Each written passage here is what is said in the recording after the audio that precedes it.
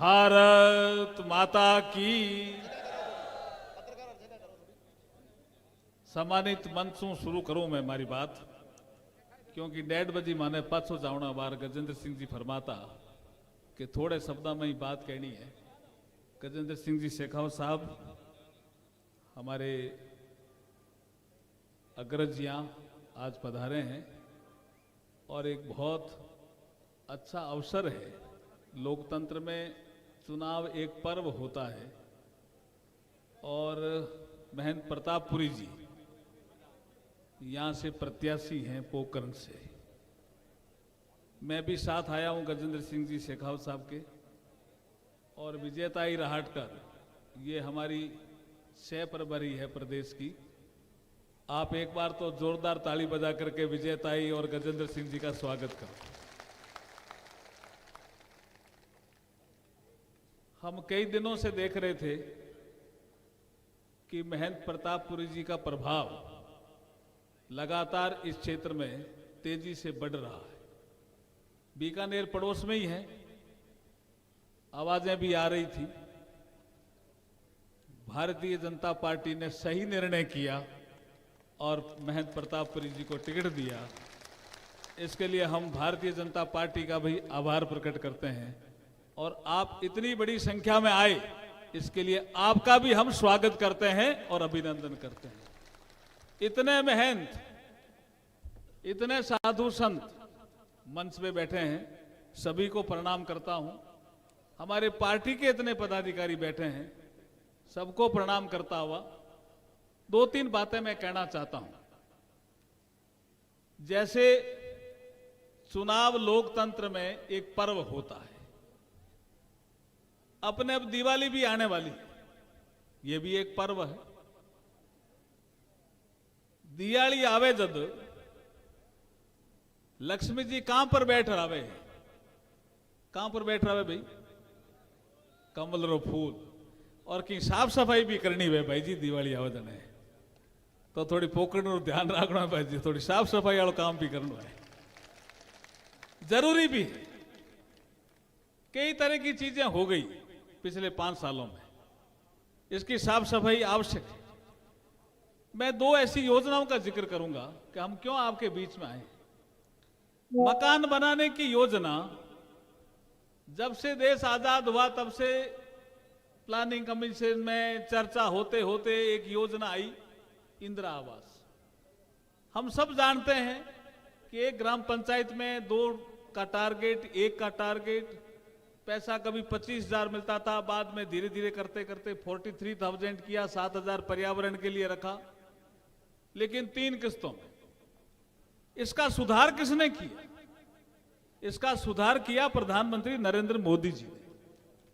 जब 2014 में आए तो उसने कहा इससे मकान नहीं बनता, राशि बढ़ाओ और टारगेट ज्यादा करो।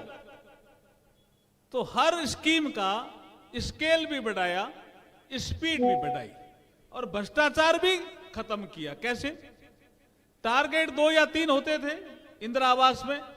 प्रधानमंत्री आवास योजना में हर ग्राम पंचायत में 100 से ज्यादा टारगेट हुए कि नहीं हुए भाई बताओ? हुए कि नहीं हुए? तो किसने किए? मोदी जी ने। और जैसे ही अशोक गहलोत मुख्यमंत्री बना, प्रधानमंत्री आवास योजना पे ब्रेक लगा दिया। लगाया कि नहीं लगाया बताओ? तो जो प्रधानमंत्री आवास जैसी योजना, जो गरीबों के पक्के मकान देने की योजना थी, उस पे जो कोई ब्रेक लगाए उसके साथ क्या करना चाहिए है? उसके साथ क्या सलूक करना चाहिए? घर भेज देना चाहिए।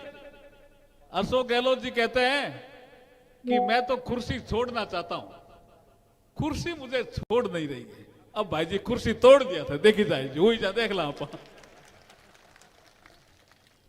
महंत प्रतापपुरी जैसा आदमी जब विधानसभा में पहुंची, सात्विक प्रवृत्ति के संत, विधानसभा में जब पोकरण की आवाज गूंजेगी तो जैसे पोकरण पूरे संसार में फेमस है, ऐसे इनकी आवाज भी विधानसभा में फेमस होने वाली है।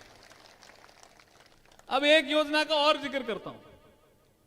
पंडित दीनदयाल उपाध्याय ग्राम ज्योति योजना आपने सब सुनी होगी। गांव गांव ढाणी ढाणी कनेक्शन लगते थे, जिनके कनेक्शन नहीं थे बिजली के उनके कनेक्शन लगते थे। मोदी जी के आने के बाद योजना आई और मैं तो सुनी भाई योजना बंद ही कर दी, कोई सर्वे ही को नहीं करे। कर दी कि नहीं करी? और जगह ढाणी का कनेक्शन रह गया जगह रह गया। हमने आरडीएसएस स्कीम ला करके उसमें पैसा भी दिया तो भी ये क्यों करे को नहीं? क्या कि यहाँ लागे कि अगर पीएम आवास सफल हो जाए तो मोदी जी की लोकप्रियता बढ़ जाए।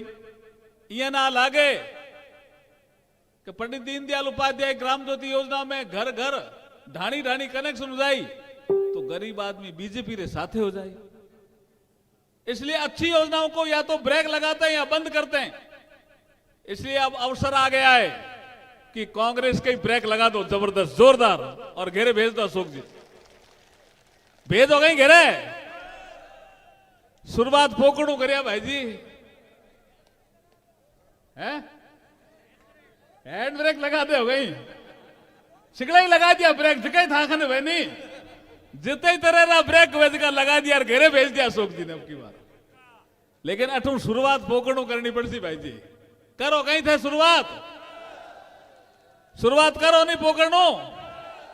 तो मैं फिर कह रहा हूं जैसे पोकरण पूरे संसार में फेमस है, आपके एमएलए पूरे राजस्थान में नहीं पूरे हिंदुस्तान में फेमस होने वाले हैं। अब मैं भाई जी एमएलए शब्द कह दियो है, महाराज रे वास्ते एमएलए शब्द कह दियो भाई जी, लाज राख्या। अभी अभी जब हम आ रहे थे गजेंद्र सिंह जी शेखावत साहब मुझे एक समाचार दिखा रहे थे।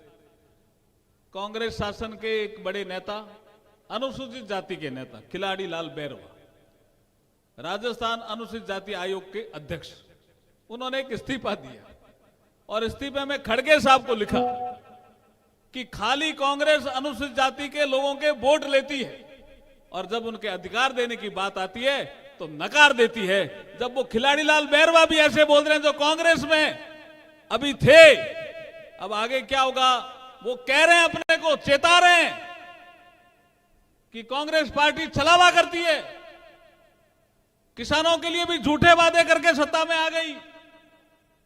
मैं कहता हूं कि मैं कई जगह गया, अनुसूचित जाति और जनजाति के साथ अत्याचार अगर पिछले 5 सालों में सबसे ज्यादा कहीं बढ़े हैं तो राजस्थान में बढ़े हैं। तो ऐसी सरकार को उखाड़ना नहीं चाहिए क्या? तो ऐसी सरकार को उखाड़ के फेंकिए और अशोक गहलोत जी को घर भेजिए। यही आवेदन करने आपके बीच में आए हैं। बोलिए भारत माता की, भारत माता की, बोलिए रामसा पीर की। इन्हों कह रही कि कोई भजन सुनाओ, हम क्या आवेदन सुनाओ? अब के थे एमएलए बना दो या ना एक सभा राखी जोरदार भी मैं भजन ही सुनाऊं मैं, ठीक है? बोलिए रामसा पीर की।